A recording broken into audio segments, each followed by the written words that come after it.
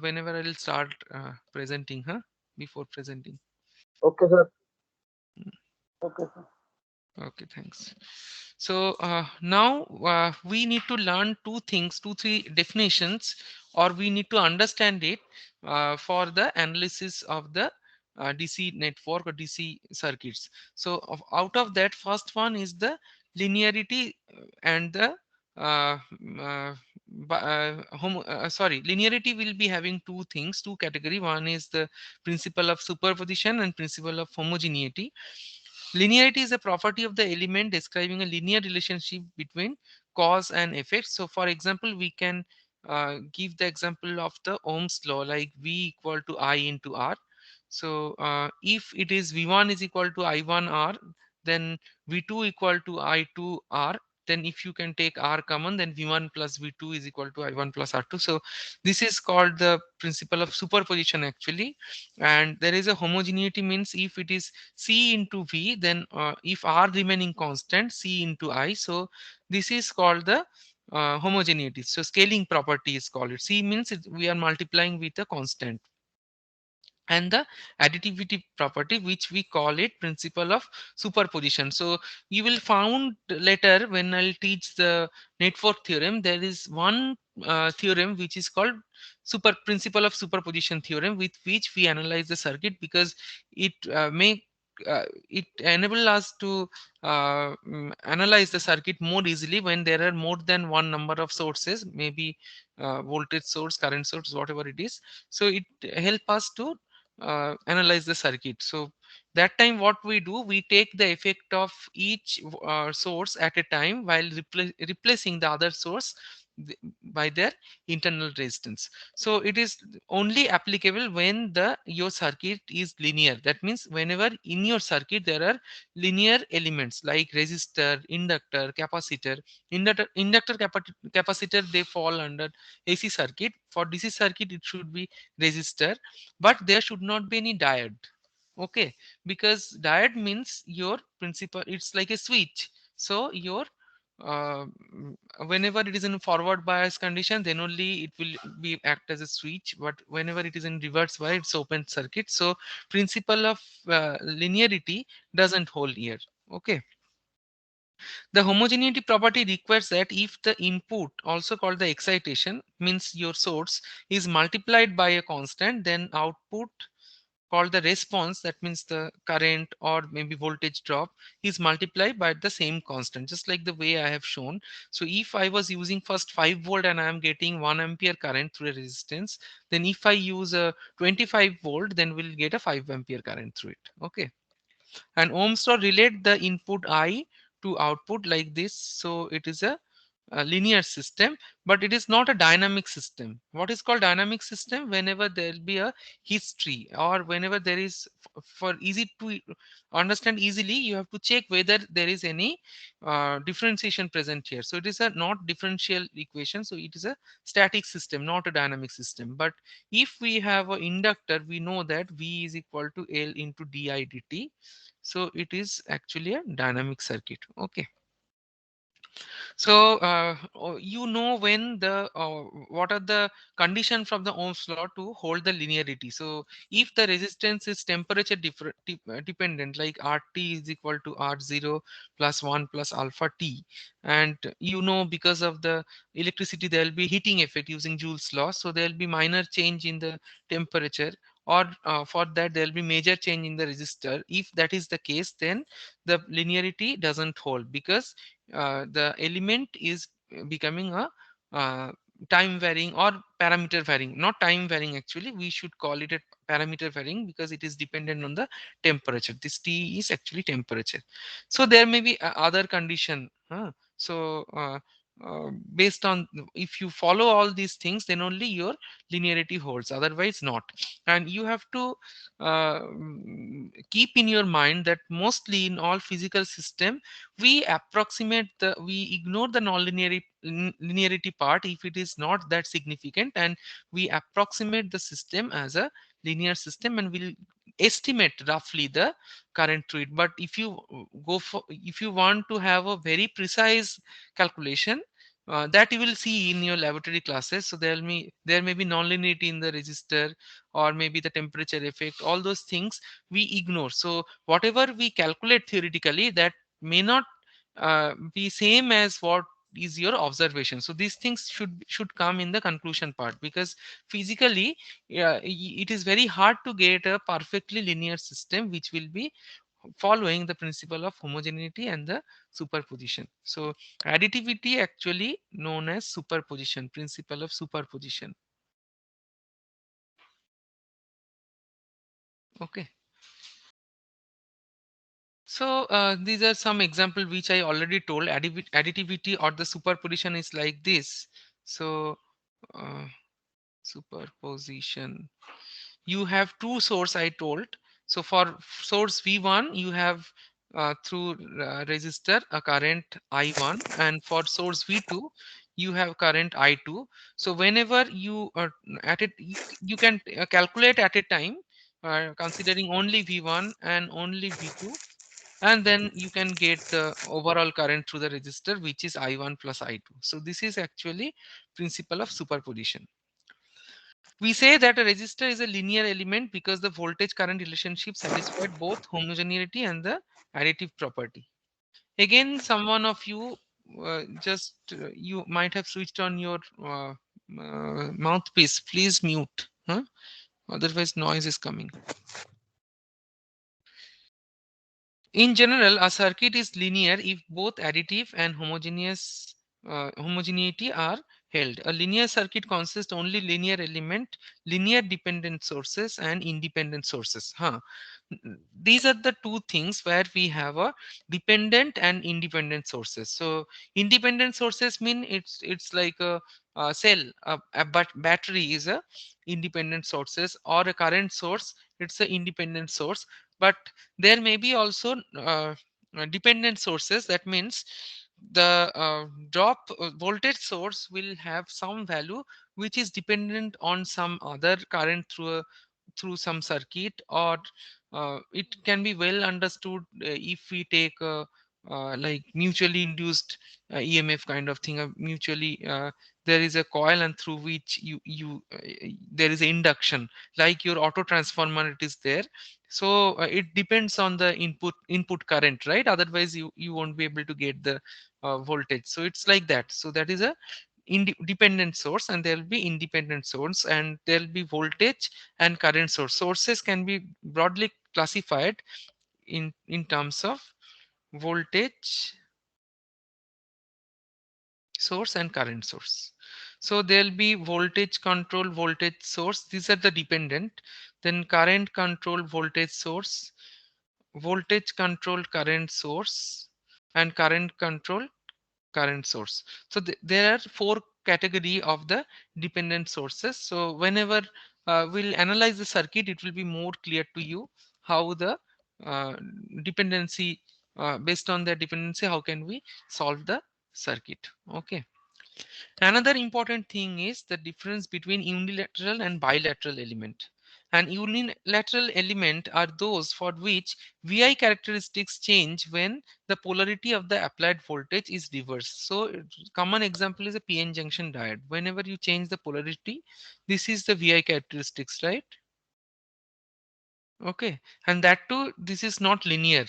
If you look carefully, the diode will, diode VI characteristics will look like this, linear to some extent, and then it becomes non-linear. Okay. So it is unilateral circuit, BJT, bijunction triad. It's a unilateral element. Okay. So VI curve in the first and the third quadrant. This is the first quadrant. This is the third quadrant. Is not identical. So it is called unilateral. So it is one way, like on, and then here it is off, that kind of thing. But bilateral are just the opposite of the unilateral element. That means VI characteristics remains the same on reversing the polarity, right? So if you have a resistor, inductor, capacitor, if you just reverse the polarity of the source, only the direction of the current will change, that's all. But it will be identical, it will have a origin symmetry like this. Okay. So whenever we analyze a DC network, we always analyze for a linear bilateral circuit. If it is not bilateral circuit, we cannot go for a network theorem, and there are some other approaches with which we can solve. So mostly for the electronic circuit, we can do in a different way. Okay, so where it is not linear, it is not following the principle of superposition and homogeneity, and it is containing one unilateral element. Okay, which is not letting it to be bipolar, and it is like for one polarity it is like a off position, right? There is another uh, thing which we have to learn that is not included in this slide. Maybe whenever share this slide with you, I'll add those two, which is active circuit and passive circuit. So active circuit means whenever you are amplifying the signal, say you have a current which you are trying to amplify, or you have a voltage which we want to amplify. So there mostly the op amp circuit are like this. So it's look like this. This is your resistor. This is your voltage input V, and this is ground. So your output is somewhere here. This is R2. So what happens? Your V2 will be K into Vi input. So whatever signal is there, whatever voltage signal you are getting here, that is getting amplified, and you are getting an amplified signal. So it is called active circuit. These are the active element. Amplifier is an active element. But what is passive circuit? Say if you have a simple divider circuit like this is R1 and this is R2. So you tap out some voltage from here, and whenever you apply a voltage Vi, you will get an output from here. So if there is no source present, it is a passive circuit. Okay. So this I'll include when I'll share the slide. And one more thing is pending, which is lumped parameter and the distributed parameter. Whenever we analyze the uh, line, like our transmission lines, right? It's a long length line, and it is having a resistance per unit of length, right? So it is actually called a distributed parameter. So for 1 feet one resistance, 2 feet were separate resistance. So it's like a resistance per unit length. Okay, so this is called distributed parameter. But whenever say we have a 100-kilometer distribution line, and which is having a um, mm, which is having a resistance, say 2 ohm per kilometer, so it will be 200. Overall it will have a 200 ohm. So just for example, so what do? We consider a lumped parameter for this transmission line, which is equal to this resistance. Usually it is denoted by a tie network like this. It is R1, R2, and there will be capacitance as well. So because the transmission line is charged, and between air is there, this is your ground, so capacitance is formed, which is also distributed, like small capacitance are there.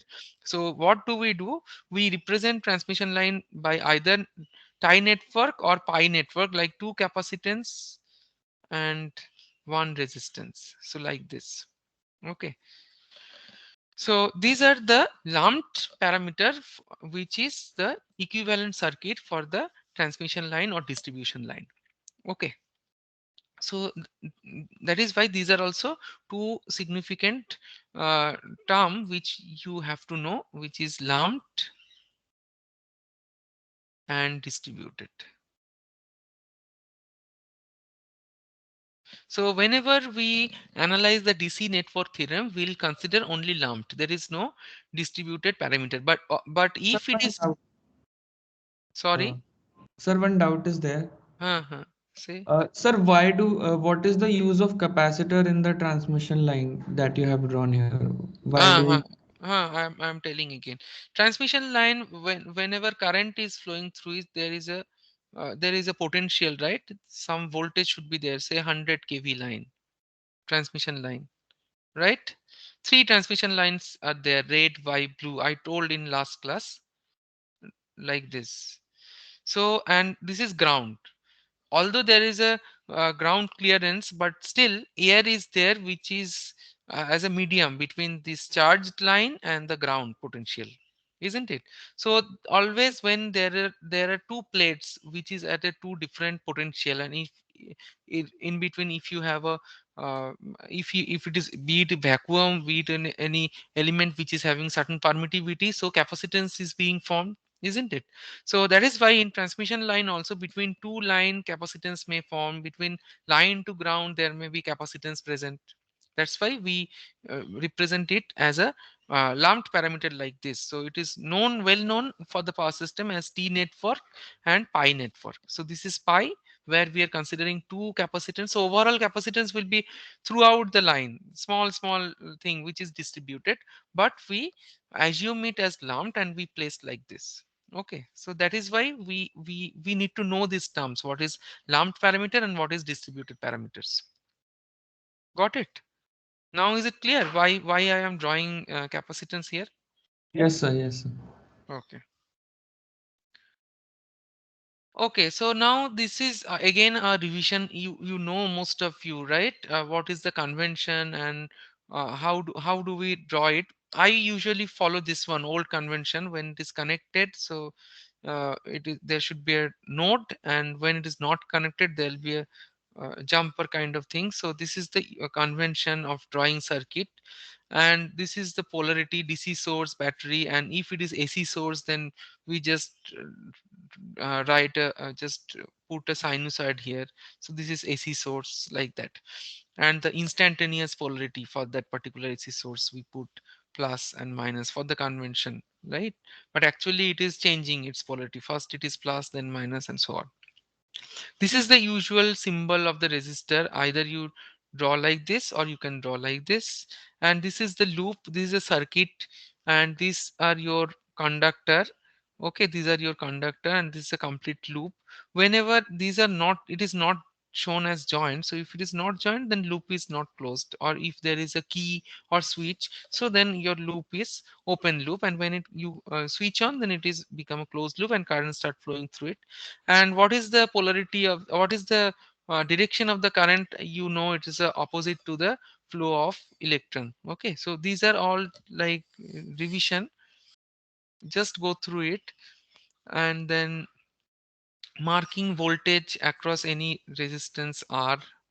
So this is what is happens. That means your, whatever your energy, electrical energy is there in the source, it will be discharged in such a way that the voltage which is the drop across the resistor will be in the opposite polarity. So whenever we prepare a circuit for analyzing KCL or KVL, so we always assume the polarity like this. So if we have multiple sources like R1, R2, and R3 like this,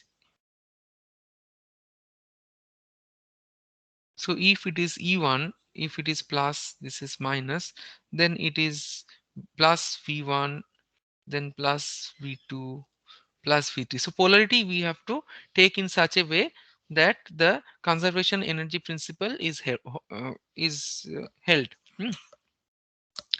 And this is what actually we learned from the KVL. So to find out the drop across 2 points of a circuit, we can use voltmeter or we can use multimeter. Here it is shown with the help of multimeter we are doing it. The same thing you can do with the help of voltmeter as well. Now let us come to the uh, revision of Kirchhoff's current law. I think you know it, but still let me repeat. The statement of law of conservation of charge is the basis, is the I mean background for the Kirchhoff current law. So what does it say? The total charge which is going in, that should come out. So like what goes in, that must come out. So this is the, if the current is at a particular node in the circuit, current entering at this node should be same as the current outgoing from this node.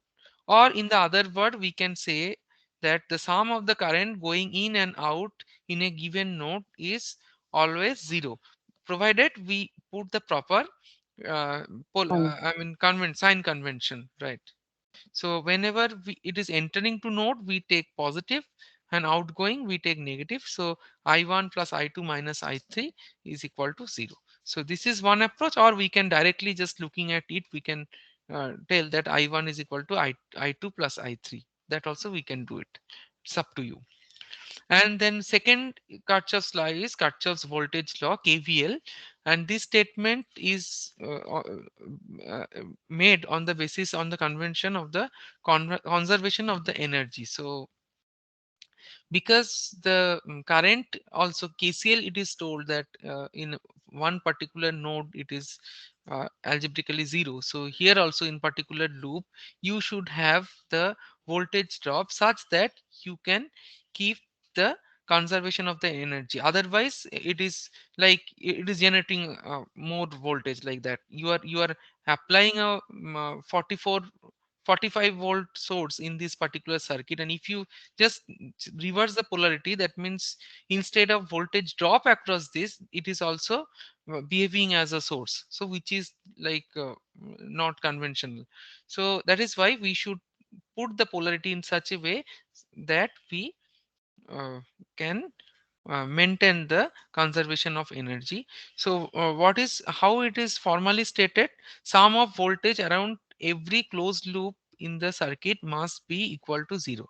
A closed loop has the obvious decision like starting at a node, trace a path through the circuit, and you return to the origin. So it is a loop. It is a complete loop, right? An element's voltage enter with a plus sign if traversing the closed path. We go from positive to negative of the voltage definition. So it is plus V, and then here also from A to V again plus V1, like the way I told. Then B to R, this is ground potential. So plus V2, and then and so on. This is how we have to consider the drop across the elements, so that we can maintain the conservation of energy, or in other word we can maintain the Kirchhoff's voltage law. Okay, so Ohm's law already you know. So that just for your revision, you just remember the temperature and other physical condition remaining the same. The current through any resistor or current through a circuit is directly proportional to the applied voltage. All these things you know, again I'm just repeating. And then equivalence principle, it is actually Thevenin theorem, it will be taught later. Just for your understanding, we are just showing once just to have a feel. Like if you have a complicated circuit with sources, current sources and voltage sources, we can consider it as a black box, as if it is there inside the black box, which is a particular source, and we can get a equivalent circuit like VTH, Thevenin, like a conventional source with the internal resistance RTH, which is the resistance of this network which is inside the black box. So you can consider the whole black box as a uh, non-ideal voltage source. Ideal voltage source means there should not be any internal resistance. So there should not be, whenever it's a like case like this. So this is I. If you plot the VI characteristics, this is a ideal voltage source. So voltage is not drooping with the increase in the load current. But if there is an internal resistance, it will be like this. So gradually it is drooping in nature because of the drop. At this point, there is a drop, which is, if it is I1, then I1 into R, which is your internal resistance. So similarly, this is, you can draw a voltage source, ideal voltage source like this. It is simply a source VTH or V, like this. Or whenever you have a standard voltage source which is having an internal resistance, we draw it like this. It is a source with a resistance in series, which is an internal resistance for this particular source. And for the current circuit, we draw it like a current source. This is a current source in ideal case, there it should not be changing. So whatever be the voltage, it should be always constant current like this. But mm, practical current sources will have a shunt resistance across the uh, it is a actually the internal resistance for the source. So we draw it like this. This is the practical, and ideal is there should it is an open circuit, so it's infinite. Okay, this shunt resistance. We'll be using all this practical voltage source or practical current source, ideal voltage source, ideal current source when we'll analyze the circuit. So this is a measurement. Actually, it's a stray slide. Please ignore this. Uh, So here again, the elements of the circuit is shown, which is already discussed. So just go through it. And then comes the voltage divider circuit, which I think already you have learned in your 10 plus 2 level. But still, if we have two resistors like R1 and R2, and if we excite this circuit with a voltage source Vi, and then if we are to measure the drop across this resistor R2, then how can we find it? It's actually, if you close the loop, it will be V minus I into R1 minus I into R2 equal to 0 from the KVL, isn't it? So I is equal to Vi by R1 plus R2.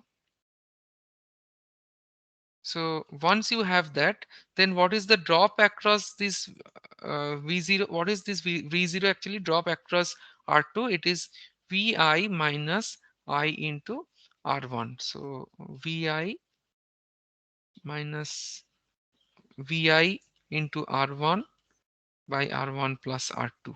I just substitute the value of I.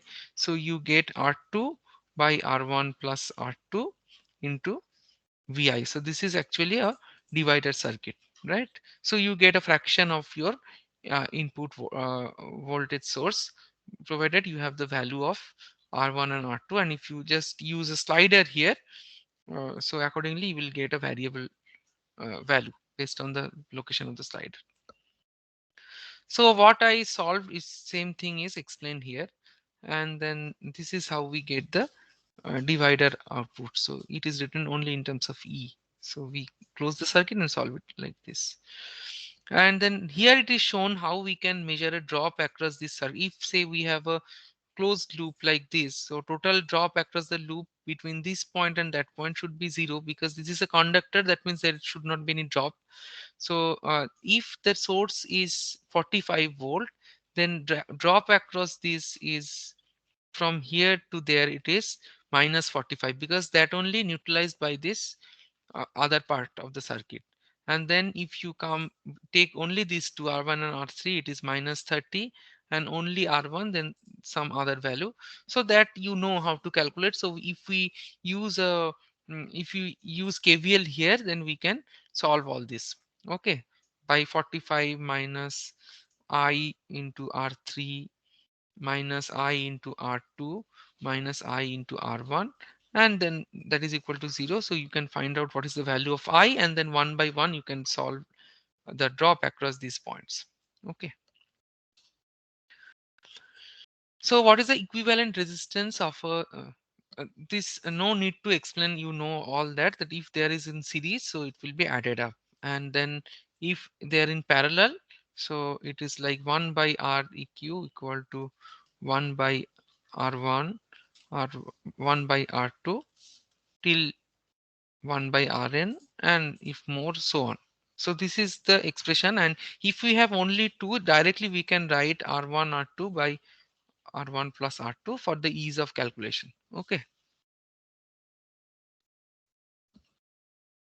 So how can you find out this expression? That is again shown here. So it is basically we are doing we are applying KCL here. We are doing the nodal analysis. So I is equal to I1 plus I2, and drop across R1 and R2 is same, which is equal to your E, because there is no resistance over there. So there is no drop from E to this point. So what do? We can write it as a I1 E equal to I1 R1 I2 R2. So I1 by I2 is equal to R2 by I1. So that ratio you know I1 plus R2 equal to I. So you just put this value and you'll be ultimately getting this. So U by R1, or it should be E by R1, E by R2. So you can take E common, then I equal to E into 1 by R1 plus 1 by R2.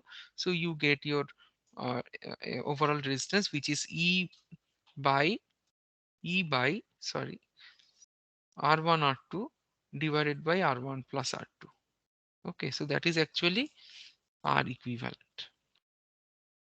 So if you have third one, so you can take it like 1 by R3, it will happen like this. It's as simple as that. So what I told, it is written over here. And then if there is a combined network, combined connection, series and parallel, that also you know how to solve it. So these are a few examples of it. So it is solved what happens when we have both series and parallel combination. Okay, so I hope this is like known to you. In the next class onwards, already time up, I guess.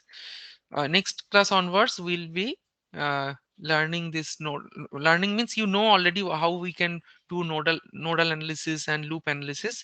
We'll be taking problem and then we'll solve it, and this is how the things will be more clear to you with different combination and different sources like current sources, voltage sources. Maybe they're ideal or practical, so that we'll take up in the next class. Okay, so far, should you have any question, please ask. Sir, will there be electrical technology lab class today from 4 p.m.? You hold on a second.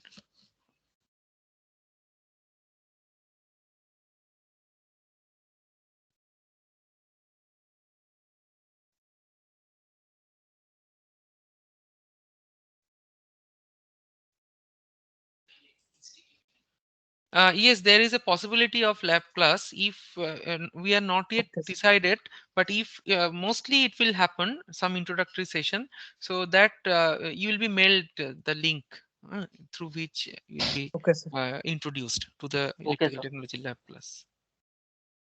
Thank you, Sir, sir. what's the Okay, so difference between continue. EEC and ECC means? EEC is only electrical technology. So here we'll be only analyzing electrical circuit, not electronics. ECC is the electronic circuit where we'll learn about the diode, then BJT, and then analyzing circuit in presence of diodes and BJTs and other things. I don't know how far is, I don't know the entire syllabus, but you mostly will be solving the analog circuit and you will have an insight about their functions and more internal details and how things are like behaving, how those elements are behaving, their behavior, Zener diode, PN junction diode, then BJT, all those things will be clarified. Okay, sir. Thank you. Okay, so please let me take attendance. Okay, sir. Roll number 1. Present, sir. Roll number 2. Sir, name wise कैसा लगेगा? Sir, You don't know your roll number as of now? No, sir. sir, No, but sir. this section are you asking? Actually, it is a combined No, section. sir. sir. IJ. But anyway, because all of you are also, you have not joined. Out of 90 student, I can see only 63 have joined in the team. I'm in classroom, not attending today's class, but you are only 63 in the classroom. So all of other 27 students has to join. Okay. Okay, So sir.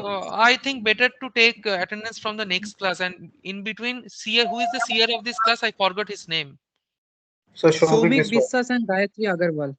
Okay, Shomi, please ask your friends to join quickly, huh? Okay, Because sir. Okay. next day's class, Wednesday's class, I'll definitely take attendance, huh? Today I am Okay, sir. like waving, but next day onwards I'll take attendance. Okay, sir. Okay. Thank Okay you, then. sir. Thank you, sir. Thank you, Thank sir. you, sir. Okay.